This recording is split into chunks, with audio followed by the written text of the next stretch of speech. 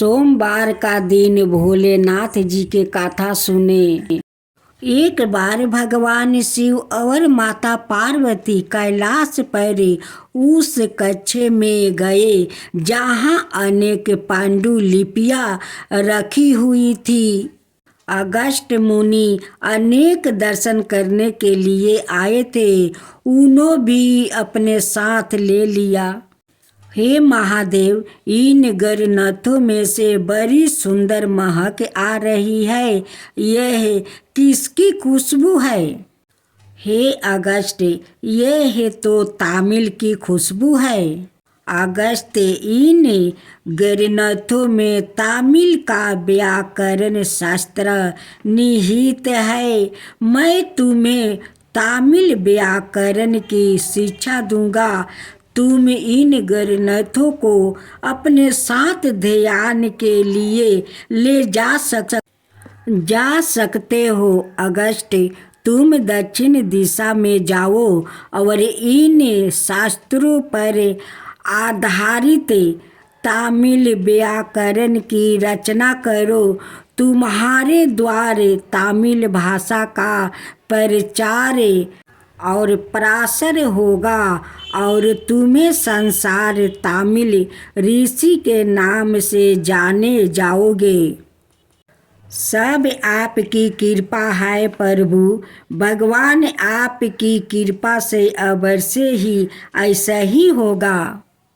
अगस्त्य ने भगवान शिव से दक्षिण में एक पवित्र नदी के लिए प्रार्थना की, जिसमें वो पूजा अर्चना कर सके। श्रद्धालु भक्त स्नान करके पवित्र हो सके। प्रभु ने कावेरी का आह्वान किया, जो कि 7 पवित्र नदियों में से एक है। कावेरी, तुम अगस्त्य के साथ दक्षिण दिशा में लोक कल्याण हेतु जाओ। जैसी आपकी आज्ञा प्रभु। ठीक है। उचित समय पर कावेरी पृथ्वी पर सवाए प्रवाहित हो जाएगी। मैं माता कावेरी को अपने कमंडल में भूलक पर ले जाऊंगा। ओम नमः शिवाय। ओम नमः शिवाय। सूर्यपदना नाम का असुर ने इंद्र को परास्त करके अमरावती पर कब्जा कर लिया और देवताओं को बंदी बना लिया। सूर्यपदन से भयभीत हो इंद्र शीरकाली में जा छिपे। एक दिन नारद मुनि उनसे मिलने आए। इंद्र ने मुनि से अपनी व्यथा कहा। मुनिवर, मैं प्रत्येक दिन शिव पूजन करता हूँ, पर वो उपवन जिससे मैं पूजा के पुष्प चुनता हूँ, जल के अभाव में सूख गया है। कृपया इस उपवन की रक्षा का कोई उपाय बतलाइए। इंद्रदेव, आप श्री गणपति से प्रार्थना करें, वो कृपा करके आपको कावेरी नदी दान में दे देंगे, जो कि इस समय अगस्त्य मुनि के कमंडल में निवास कर रही है। नारद का आदेश मानकर इंद्र ने गणपति की आराधना की। गणपति प्रसन्न हुए। उन्होंने एक कौवे का रूप धारण किया और कुंडुगी पर्वत पर गए। वहाँ अगस्त्य मुनि ध्यानस्थ बैठे हुए थे। वो कमंडल तो अगस्त्य के पास ही रखा हुआ है। मैं उसे चुपके से लुढ़का देता हूँ। अगस्त्य मुनि देख लेते हैं, कहते हैं, अरे बालक, तू बड़ा शरारती है। रुक, मैं अभी तेरे सिर पर एक चपटा लगाता हूँ। मेरे कमंडलू को किसने गिराया है? गणेश ने एक ब्राह्मण बालक का रूप धारण किया और मुस्कुराते हुए वहाँ प्रकट हो गए। अच्छा जरा ऐसा करके तो दिखाओ। जैसे ही अगस्त मुनि ने अपना हाथ उठाया, उन्होंने देखा कि बालक के स्थान पर गणपति खड़ा है। हे गणपति, मैंने आपको पहचाना नहीं, मुझसे बड़ी भारी भूल हो गई है। प्रायश्चित के रूप में मैं सवाए ही अपने सिर पर चपत लगाऊंगा। हे मुनिवर, आप व्यर्थ में दुखी ना हो। मैंने इंद्र को वरदान दिया है कि कावेरी यहाँ से प्रवाहित होगी। आज से कावेरी पूरे दक्षिण भारत को परितृप करेगी।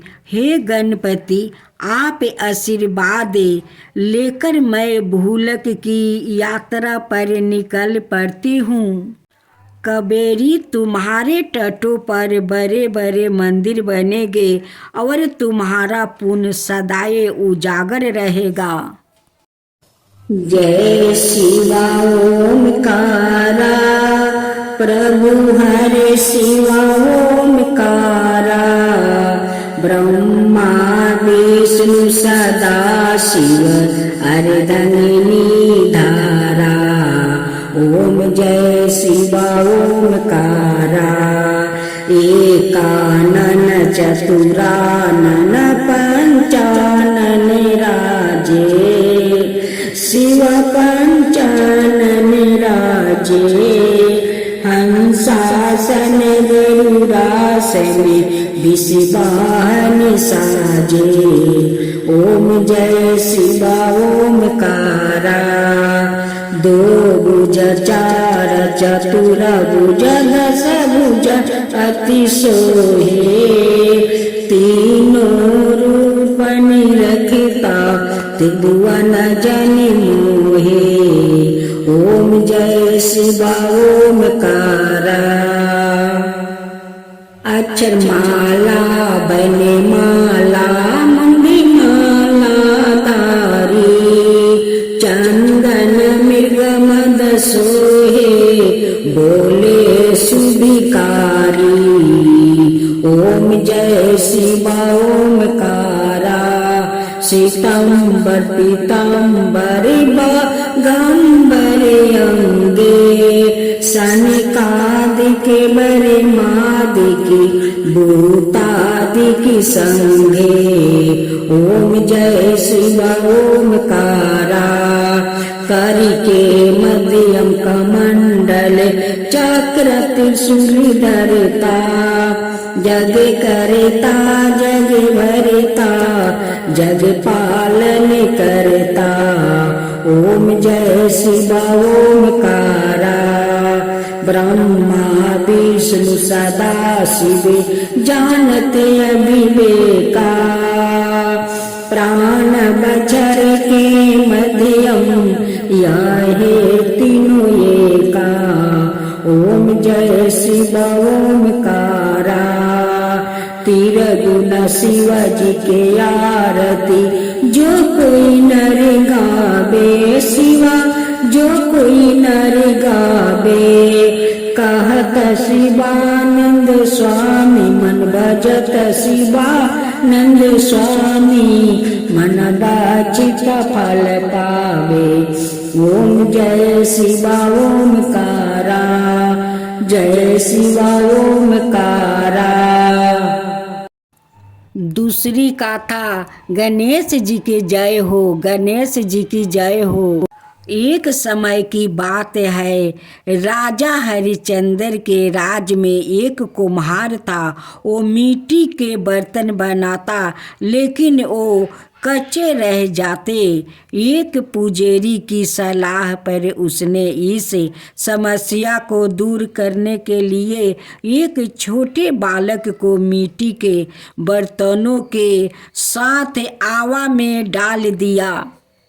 उस दिन संकष्टी चतुर्थी का दिन था। उस बच्चे की माँ अपने बेटे के लिए परेशान थी। उसने गणेश जी से बेटे की कुशलता की प्रार्थना की। दूसरे दिन जब कुम्हार ने सुबह उठकर देखा तो आवा में उसके बर्तन तो पाक गया है, लेकिन बच्चा का बाल पाका भी नहीं हुआ था। वो डर गया और राजा के दरबार में जाकर सारी घटना बताई। इसके बाद राजा ने उस बच्चे और उसकी माँ को बुलवाया तो माँ ने सभी तरह के विघ्न को दूर करने वाली संकष्टी चतुर्थी का वर्णन किया। इस घटना के बाद से महिलाएं संतान और परिवार की सौभाग्य के लिए संकट चौथ का व्रत करने लगी। तीसरा कथा। एक समय की बात है कि विष्णु भगवान का विवाह लक्ष्मी जी के साथ निश्चित हो गया। विवाह की तैयारी होने लगी। सभी देवताओं को निमंत्रण भेजा गया, परंतु गणेश जी को निमंत्रण नहीं दिया। कारण जो भी रहा हो, अब भगवान विष्णु की बारात जाने का समय आ गया। सभी देवता अपनी पत्नियों के साथ विवाह समारोह में आए। उन सबने देखा कि गणेश जी कहीं दिखाई नहीं दे रहे हैं।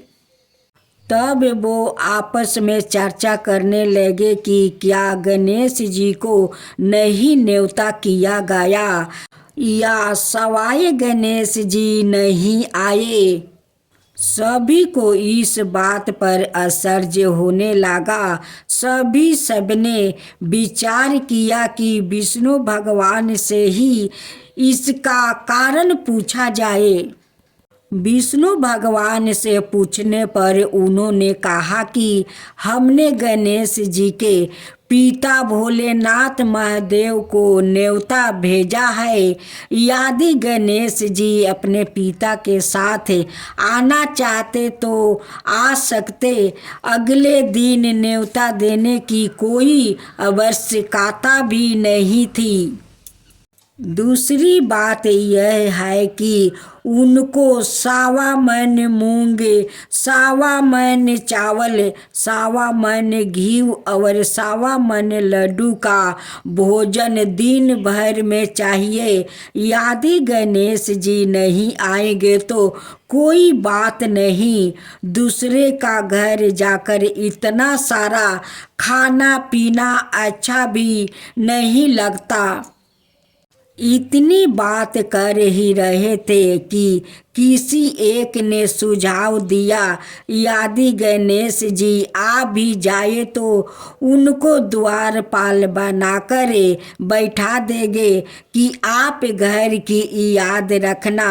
आप तो चूहे पर बैठकर धीरे धीरे जाएंगे तो बारात से बहुत पीछे रह जाएंगे। यह सुझाव भी सबको पसंद आ गया तो विष्णु भगवान ने भी अपनी सहमति दे दिया। होना क्या था कि इतने में गणेश जी वहाँ आ पहुँचे और उन्होंने समझा बुझा कर कि रखवाली करने बैठा दिया। बारात चल दिया। तब नारद जी ने देखा कि गणेश जी तो दरवाजे पर ही बैठे हुए हैं, तो वो गणेश जी के पास गए और रुकने का कारण पूछा। गणेश जी कहने लगे कि विष्णु भगवान ने मेरा बहुत अपमान किया है। नारद जी ने कहा कि आप अपनी मूषक सेना को आगे भेज दो तो वहाँ रास्ता खोद देगी, जिससे उनके वाहन धरती में धंस जाएंगे। तब आपको सम्मान पूर्वक बोलाना पड़ेगा। अब तो गणेश जी ने अपनी मूषक सेना जल्दी से आगे भेज दिया और सेना ने जमीन पोली कर दिया। जब बारात वहाँ से निकली तो रथों के पहिया धरती में धंस गया। लाख कोशिश करे परंतु पहिया नहीं निकले। सभी ने अपने अपने उपाय किया परंतु पहिया तो नहीं निकले। बलिक जगह जगह से टूट गया। किसी की समझ में नहीं आ रहा था कि अब क्या किया जाए। तब तो नारद जी ने कहा, आप लोग ने गणेश जी का अपमान करके अच्छा नहीं किया है। यदि उन्हें मना कर लाया जाए तो आपका कार्य सिद्ध हो सकता है और यह संकट टल सकता है। शंकर भगवान ने अपने दूत नंदी को भेजा और वो गणेश जी को लेकर आए। गणेश जी का आदर सम्मान के साथ पूजन किया। तब कहीं रथ के पहिया निकले। अब रथ का पहिया निकल को गया परंतु वो टूट फूट गया। तो उन्हों सुधारे कवन। पास का खेत में किसान काम कर रहा था। उसे बुलाया गया। किसान अपना कार्य करने के पहले श्री गणेशाय नमः कहकर गणेश जी की वंदना मन ही मन करने लगा। देखते ही देखते किसान ने सभी पहिया को ठीक कर दिया।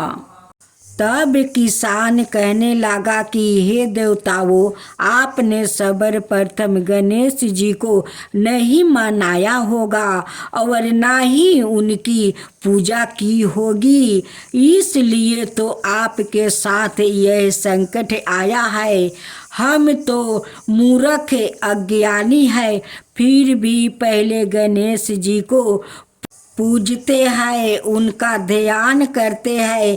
आप लोग तो देवगण है, फिर भी आप गणेश जी को कैसे भूल गए।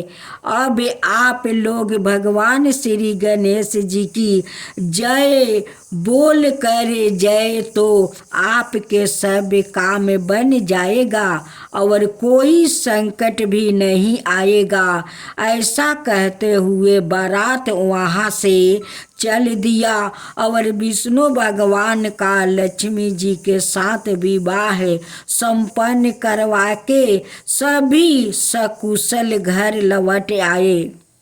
विनायक गणेश जी की जय हो। विनायक गणेश जी की जय हो। संकष्टी गणेश चतुर्थी व्रत करने से घर पवित्रता में आ रही विपदा दूर होती है। कई दिनों से रुके मंगलिक कार्य संपन्न होते हैं और भगवान श्री गणेश असीम सुखों की प्राप्ति कराते हैं। माह की किसी भी चतुर्थी के दिन भगवान श्री गणेश की पूजा का दौरान संकष्टी गणेश चतुर्थी व्रत की गाथा पढ़ना अथवा सुनना जरूरी होता है। इससे संबंधित 4 गाथा प्रचलित है। पहली गाथा पौराणिक प्रचलित श्री गणेश गाथा का अनुसार एक बार देवता कई विपदाओं में घिरे थे। तब वो मदद मांगने भगवान शिव के पास आए। उस समय शिव जी का साथ कार्तिकेय और गणेश भी बैठे थे। देवताओं की बात सुनकर शिव जी ने कार्तिकेय और गणेश जी से पूछा कि तुम में से कौन देवताओं के कष्टों का निवारण कर सकता है। तब कार्तिकेय और गणेश जी दोनों ही सवाय को इस कार्य के लिए सक्षम बताया। इस पर भगवान शिव ने दोनों की परीक्षा लेते हुए कहा कि तुम दोनों में से जो सबसे पहले पृथ्वी की परिक्रमा करके आएगा वो ही देवताओं की मदद करने जाएगा। भगवान शिव के मुख से यह वचन सुनते ही कार्तिकेय अपने वाहन मोर पर बैठकर पृथ्वी की परिक्रमा के लिए निकल गया। परंतु गणेश जी सोच में पड़ गया कि वो चूहे के ऊपर चढ़कर सारी पृथ्वी की परिक्रमा करेंगे तो इस कार्य में उन्हें बहुत समय लग जाएगा।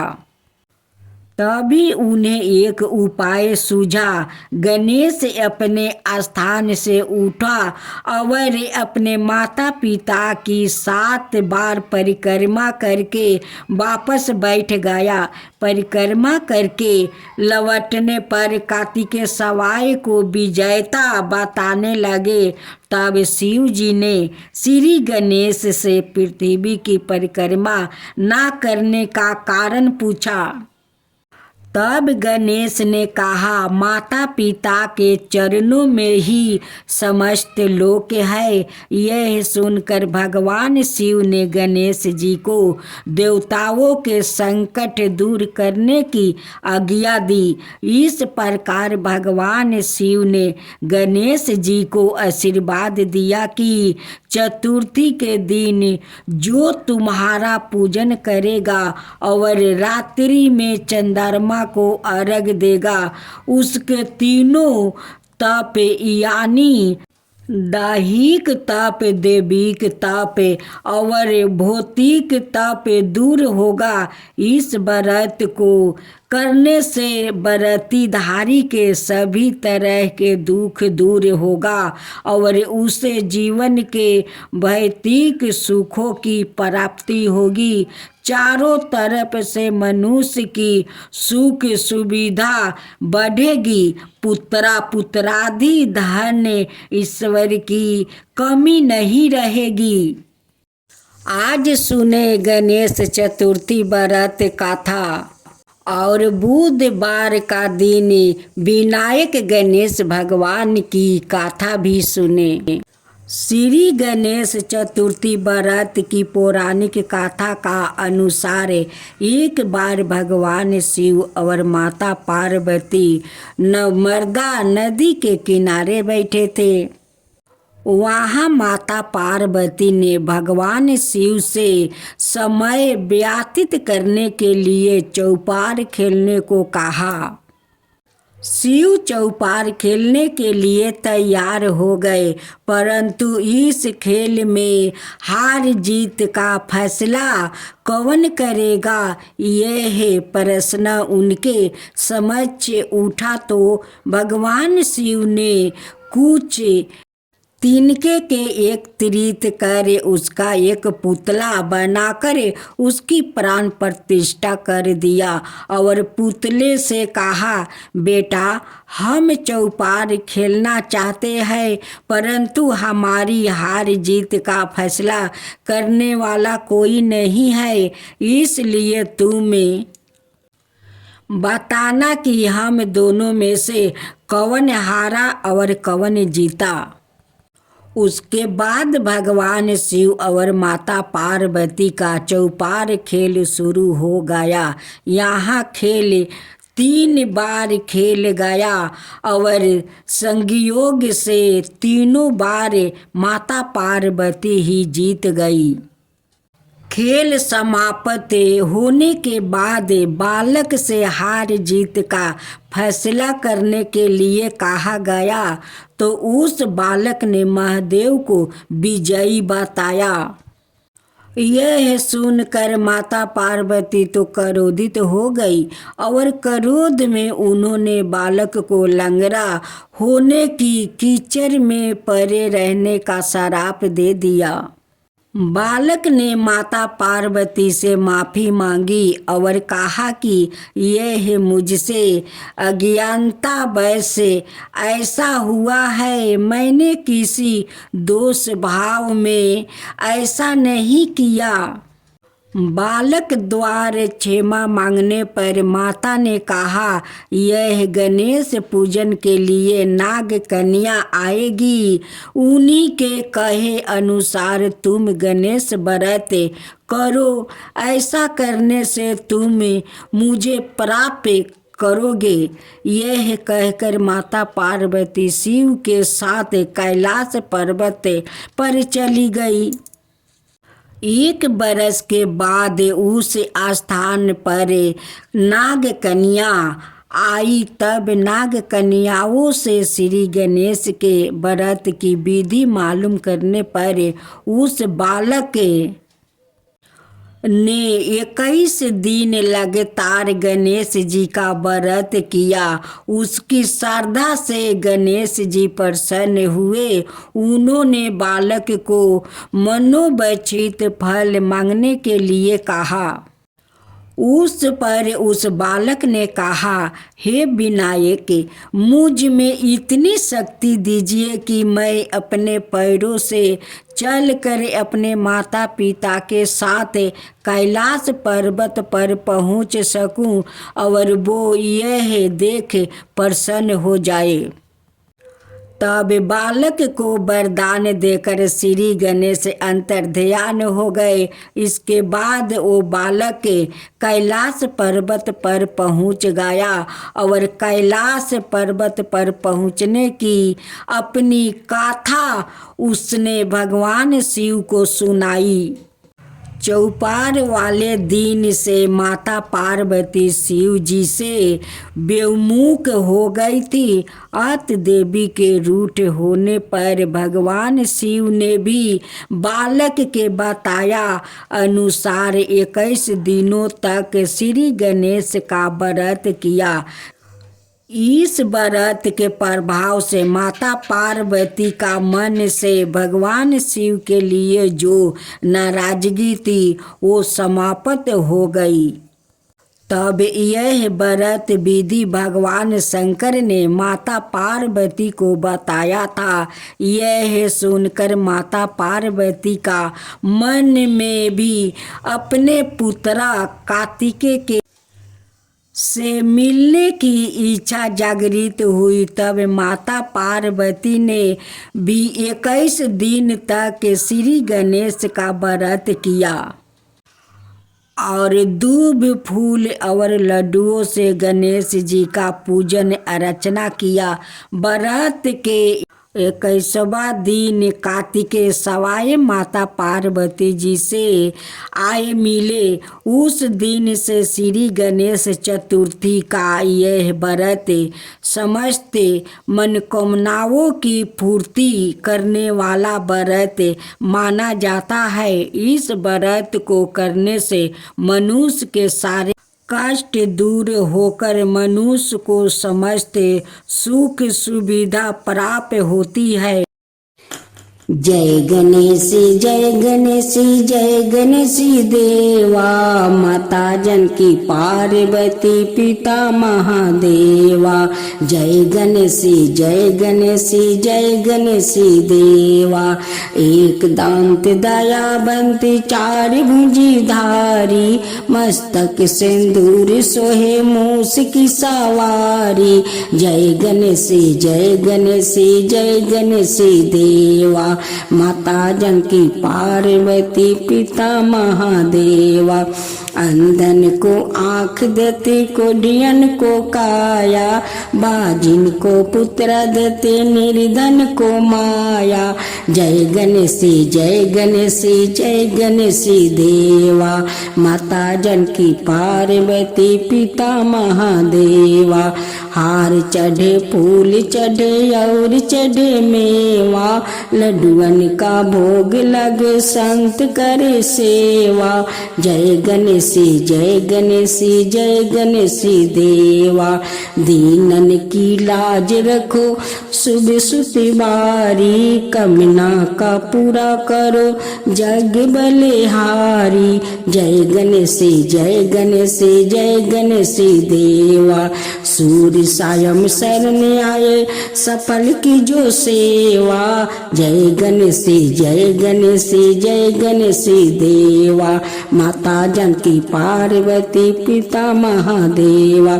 जय गणेश जय गणेश जय गणेश देवा। माता जानकी पार्वती पिता महादेवा।